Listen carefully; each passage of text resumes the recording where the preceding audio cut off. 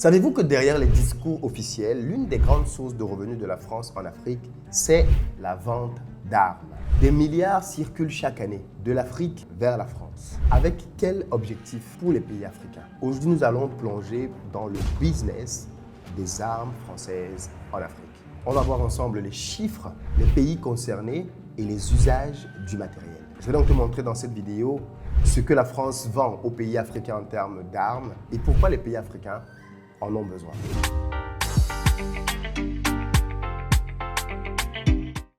Salut à toi, bienvenue sur ma chaîne, moi c'est Philippe Simo et si je te parle de business, de développement du continent africain, c'est une thématique qui t'intéresse, je t'invite à t'abonner et à partager les vidéos. Pour ceux d'entre vous qui êtes en Côte d'Ivoire, si vous avez besoin d'un véhicule ou si vous arrivez prochainement à Abidjan, contactez-nous au numéro qui s'affiche et on mettra à votre disposition un pick-up SUV berline en fonction de votre budget.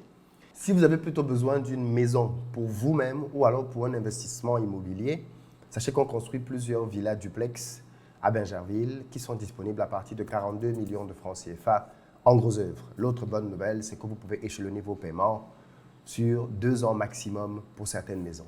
Si vous êtes désireux d'apprendre davantage de moi en termes d'entrepreneuriat, je vous invite à rejoindre l'espace membre que j'ai créé sur la chaîne YouTube, dans lequel je vous partage les coulisses de mes business et ce sera l'occasion pour vous de pouvoir apprendre davantage ce que je fais, les chiffres, les réussites, les échecs, ainsi de suite. N'hésitez pas à nous rejoindre dans l'espace membre. C'est un bouton rejoindre juste à côté du bouton s'abonner. Et sélectionnez à partir de l'offre Gold. C'est beaucoup plus intéressant. Et puis enfin, dernière annonce, pour ceux d'entre vous qui veulent faire une immersion business en Afrique, j'ai une très bonne nouvelle à vous annoncer. Ça va être possible du 17 février au 21 février au Cameroun. Et c'est un séjour qui est organisé dans le cadre du programme Back to Africa, mais on l'a ouvert aux externes. Donc si vous voulez venir pour voir comment on fait du business sur place, qu'est-ce que vous pouvez faire vous-même, avoir une immersion, vous former sur le terrain, c'est clairement un très bon moyen, si vous ne connaissez pas le Cameroun, de découvrir le Cameroun. Et si vous êtes Camerounais et que vous voulez faire du business au Cameroun, de venir sur place pour avoir des contacts, parce que les contacts, c'est super important. Bref, réservez votre place, vous avez un lien dans la barre de description pour participer à ce super week-end. Malheureusement, les places sont limitées, donc ne tardez pas. Savez-vous que la France est l'un des plus gros exportateurs d'armes au monde?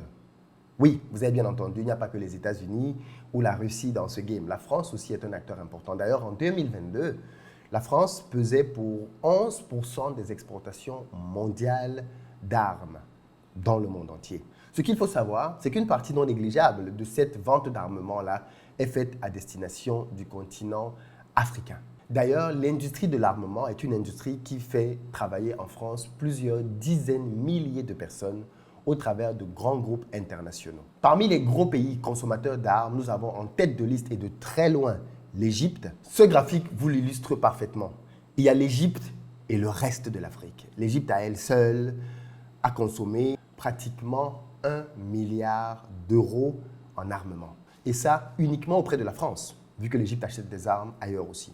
Sur l'année 2023, par exemple, le Maroc est le premier importateur d'équipements militaires français avec 145,8 millions d'euros de matériel livré. Le royaume chérifien est suivi du Sénégal avec 100,9 millions d'euros et de l'Égypte avec 58,7 millions d'euros. Et ça, c'est uniquement pour l'année 2023. Quant au pays du Sahel, il y a eu des livraisons d'armes et d'équipements français, bien que sporadiques, qui, bien évidemment, ont aussi été représentés. On a 1,5 million d'euros qui a été envoyé à Niamey et 500 000 euros d'équipements militaires livrés à Bamako. Pour ce qui est de la nature du matériel, un pays comme le Sénégal, par exemple, a acheté 3 patrouilleurs hauturiers de type OPV-58S, construits par la société Piriou, basée en Bretagne. Le but de ces patrouilleurs est de permettre simplement au Sénégal d'avoir une meilleure surveillance de ce qui se passe dans ses eaux. Vous savez que le Sénégal, malheureusement, est sujet à énormément de vols dans ses eaux. Et le but ici, c'est d'avoir une présence beaucoup plus accrue dans les eaux afin de voir qui vient faire quoi et éventuellement mettre la main sur des bandits qui viendraient pour faire par exemple de la pêche illicite. L'Angola, quant à elle, a acheté des corvettes, des intercepteurs, des patrouilleurs trimarans, mais aussi des bâtiments de débarquement.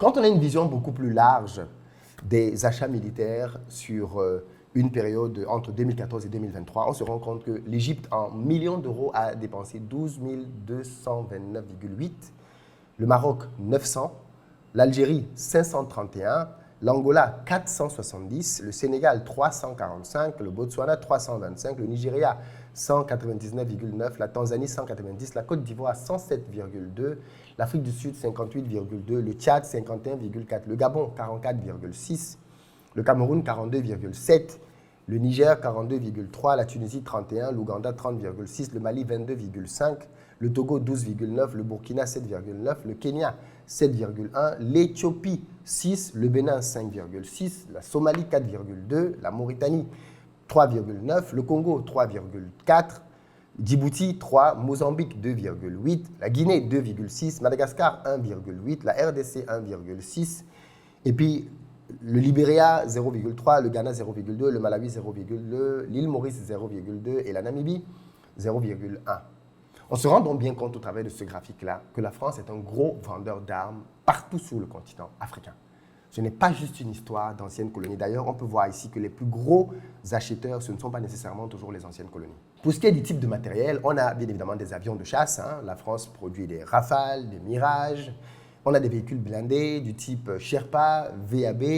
On a des frégates militaires et des patrouilleurs maritimes, comme ce que le Sénégal achète. On a des armes légères et des munitions, pour la police par exemple. On a des technologies de surveillance et de radar. Maintenant, pourquoi les pays africains ont besoin de ce matériel? Déjà à cause de l'insécurité. Malheureusement, il y a une montée de groupes terroristes dans nos pays, tels Boko Haram, Al-Qaïda au Maghreb, islamique, Daesh au Sahel.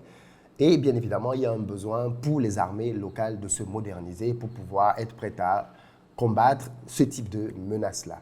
L'autre raison, c'est simplement l'histoire. Beaucoup de ces pays-là ont une histoire avec la France.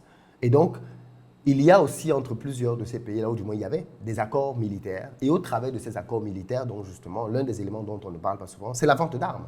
Quand la France a un accord militaire avec des pays africains, et bien derrière cet accord-là, il y a un deal dans lequel la France pourvoit et donne des armes aux pays en question. Maintenant, on pourrait se poser un certain nombre de questions.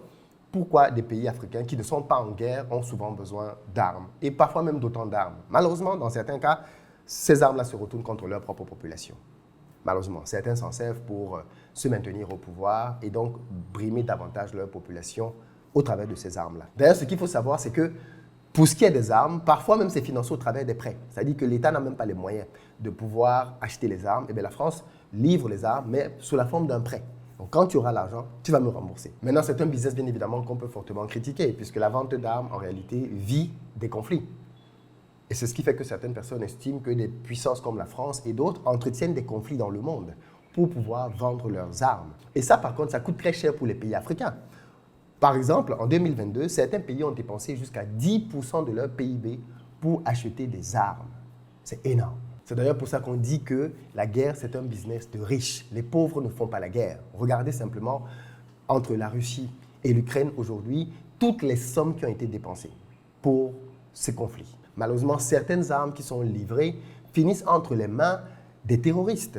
On a eu comme ça des véhicules blindés, par exemple, français, qui ont été retrouvés entre les mains de plusieurs groupes terroristes dans le Sahel. Alors, est-ce que c'est au travers des attaques? Quand ils ont fait des attaques, ils ont récupéré les véhicules. À la fin, le véhicule se retrouve quand même du côté des personnes qu'il est supposé combattre. Maintenant, là où c'est encore plus astucieux en termes de business, c'est qu'une fois que la France vous a vendu des armes, vous devenez dépendant pour la maintenance. Ben oui, on vous vend des chars, on vous vend des avions, vous devenez dépendant pour la maintenance, vous devenez dépendant pour les pièces détachées. Eh bien oui, s'il y a quelque chose qui doit être changé au bout d'un certain nombre de temps, vous devez le commander en France. Et puis enfin, vous devenez dépendant pour la formation militaire. C'est pour ça qu'il y a souvent des opérations de formation militaire entre la France et les pays africains. Parce qu'une fois que vous avez acheté des armes, eh bien, on doit vous former. On doit vous former à savoir les utiliser. Et donc tout ça crée bien évidemment une situation de dépendance. Maintenant, sur un plan politique, c'est clairement très contesté parce que, comme je le disais tout à l'heure, la vente d'armes parfois permet à des dirigeants de se maintenir au pouvoir et ce, au détriment même des lois, de la constitution de leur pays. Et à plusieurs reprises dans l'histoire de France, celle-ci a été accusée de soutenir des régimes autoritaires en Afrique au travers notamment de la vente d'armes. C'est donc un sujet assez important et toujours d'actualité. Et vous, que pensez-vous que l'Afrique doit faire? Doit-elle se tourner vers d'autres partenaires pour acheter les armes ou alors elle-même investir pour apprendre à fabriquer ses propres armes, celles dont elle a besoin? Parce que clairement, pour ce qui est de la course à l'armement, le continent africain est très en arrière. Vous remarquerez que toutes les puissances émergentes accordent un budget de plus en plus important pour l'armement. La Chine, l'Inde, toutes les grandes puissances s'arment de plus en plus. Si l'Afrique, demain, veut faire partie des leaders de ce monde, la question de l'armement va nécessairement se poser.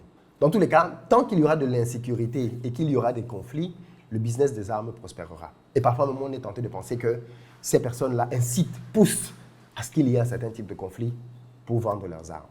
Bref, dites-moi dans les commentaires ce que tout ceci vous inspire. Peace.